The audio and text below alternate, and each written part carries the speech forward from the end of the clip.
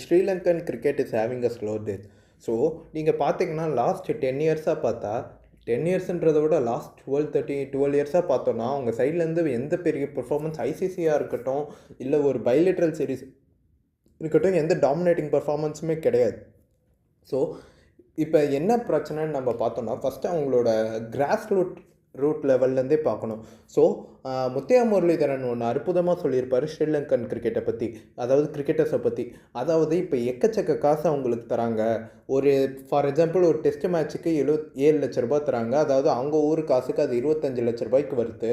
ஒரு அக்கௌண்டண்ட்டாக ஒர்க் பண்ணால் அதை ஏர்ன் பண்ண 5 இயர்ஸ் ஆச்சு ஆகும். ஆனால் அதை இவங்களுக்கு ஒரே மேட்ச்சில் பே பண்ணுறதுனால இவங்களோட ஆட்டிடியூட் டுவர்ட்ஸ் த கேம் வந்து லெட்டார்ஜிக்காக இருக்குன்ற மாதிரி அவர் சொல்லியிருப்பார்.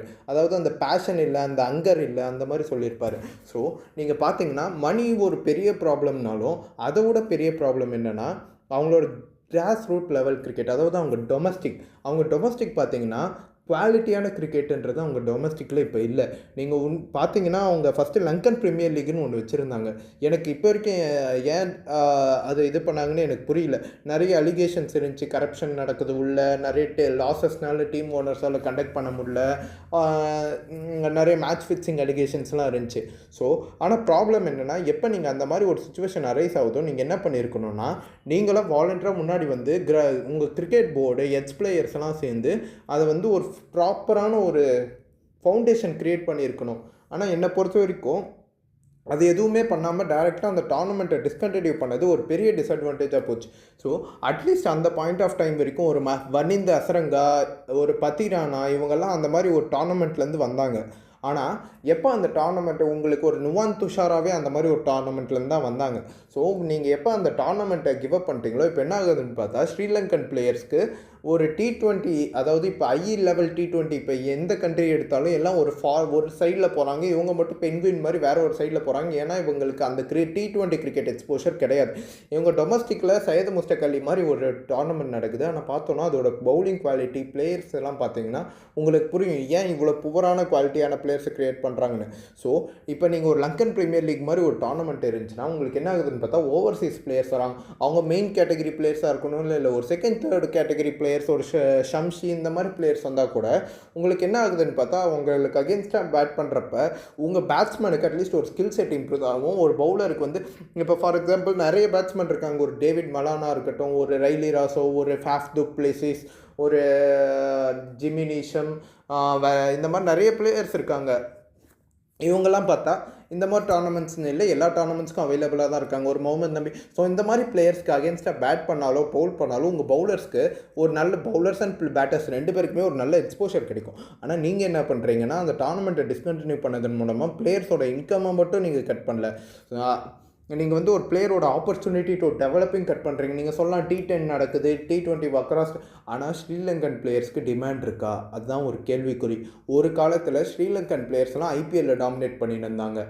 ஆனால் இப்போ பார்த்தோன்னா ஸ்ரீலங்கன் பிளேயர்ஸை செலக்டே பண்ணுறதில்ல. ஒரு பத்திரானா, வனிந்த் ஹசரங்கா, இந்த மாதிரி ஒரு சில பிளேயர்ஸ் இப்போ தான் ரீசெண்டாக பத்தும் நிஷங்கா, எனக்கு தெரிஞ்ச ஒரு 2-3 பிளேயர், நுவான் துஷாரா ஒருத்தர் இருக்கார், ஒரு 2-3 பிளேயர் மட்டும்தான் இருக்காங்க. இந்த மாதிரி ஃபஸ்ட்டெல்லாம் பார்த்தா எக்கச்சக்க பிளேயர்ஸ் இருந்தாங்க. ஒரு முத்தையா இருந்தார், ஒரு சங்கக்காரா இருந்தார், ஜெயவர்தனே இருந்தார், தில்சன் இருந்தார், பெரேரா இருந்தார், உதானா இருந்தார், நிறைய பிளேயர்ஸ் இருந்தாங்க. இப்போ பார்த்தா அந்த ஒரு 3-4 பிளேயர்ஸ் தான். ஸோ இந்த 3-4 பிளேயர்ஸுக்கு மட்டும்தான் இம்ப்ரூவ் ஆகிற ஆப்பர்ச்சுனிட்டி, ஒரு ஹை குவாலிட்டி கிரிக்கெட் ஆடுறதுக்கான ஆப்பர்ச்சுனிட்டி க்ரியேட் பண்ணுறீங்க. ஆனால் இதில் ப்ராப்ளம் என்னென்னா அவங்க ஆல்ரெடி இன்டர்நேஷ்னலில் ரொம்ப எக்ஸ்பீரியன்ஸ்டான பிளேயர். அவங்களுக்கு IPL போய் தான் டெவலப் ஆகணுன்ற ஒரு ஆப்ஷனே தேவையில்லை. ஸோ இந்த மாதிரி ஆகிறப்ப என்ன ஆகுதுன்னு பார்த்தா ரெஸ்ட் ஆஃப் த பிளேயர்ஸ் வந்து லேக் பிஹைண்ட் ஆகுறாங்க. நீங்கள் இப்போ எடுத்து பார்த்தீங்கனாலே உங்களுக்கே புரியும் நான் சொல்கிறது. இப்போ இந்த ஸ்குவாட்லேயே பார்த்தீங்கன்னா ஒரு ஷனக்காவையும் ஒரு பத்தும் நிஷங்காவையும் எடுத்திங்கன்னா மற்ற யாருக்குமே அந்த இன்டர்நேஷ்னல் குவாலிட்டியான குசால் மெண்டிஸ், இவங்க 2-3 பேரை எடுத்துட்டிங்கன்னா ஒரு இன்டர்நேஷ்னல் பவுலிங் ஃபேஸ் பண்ணுறதுக்கான குவாலிட்டி எந்த பேட்டர்கிட்டையும் கிடையாது. ஸோ என்னை பொறுத்த வரைக்கும் இவங்க எவ்வளோ சீக்கிரம் லங்கன் ப்ரீமியர் லீகை திரும்ப ஸ்டார்ட் பண்ணுறாங்களோ அந்தளவுக்கு இவங்க T20 செட்டப்புக்கு இம்ப்ரூவ்மெண்ட் இருக்கும்.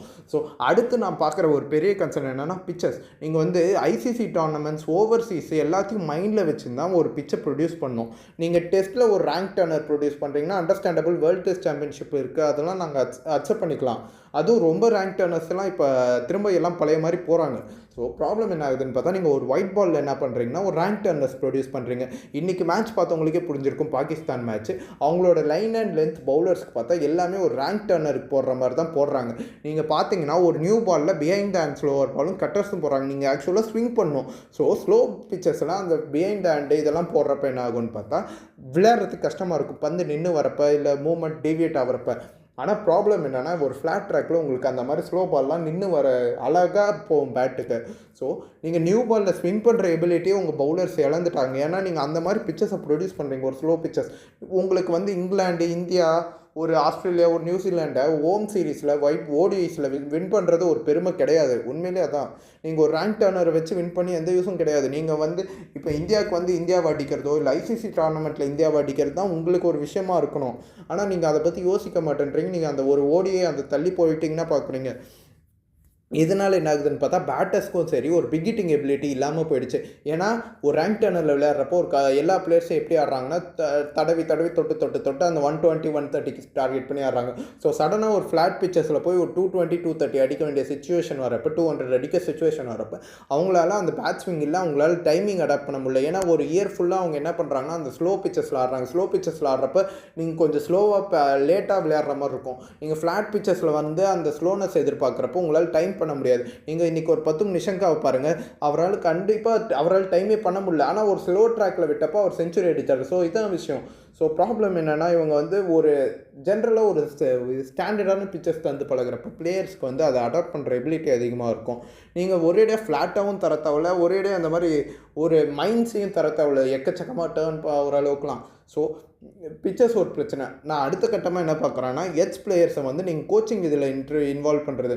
நீங்கள் என்ன பண்ணுறீங்கன்னா எட்ஜ் பிளேயர் சக்ஸஸ்ஃபுல்லாக இருந்தாங்கன்ற ஒரு காரணத்துக்காக அவங்க உங்கள் டீமை சேவ் பண்ணிடுவாங்கன்னு நீங்கள் நினைக்கிறீங்க. ஆனால் உண்மை என்னென்னா கோச் இஸ் அ கோச் என்று எக்ஸ்பீரியன்ஸ் இருக்கணும். ஒரு பிளேயர் எப்படி ஹேண்டில் பண்ணணும்னு தெரியணும், ஒரு பிளேயரோட ஸ்கில் செட்டில் எப்படி ஒர்க் பண்ணணும்னு தெரியணும், ஒரு பிளேயரை எங்கே இறக்கணும்னு தெரியும், ஒரு பிளேயரை எங்கே யூஸ் பண்ணக்கூடாதுன்ற ஐடியாலஜி இருக்கணும்.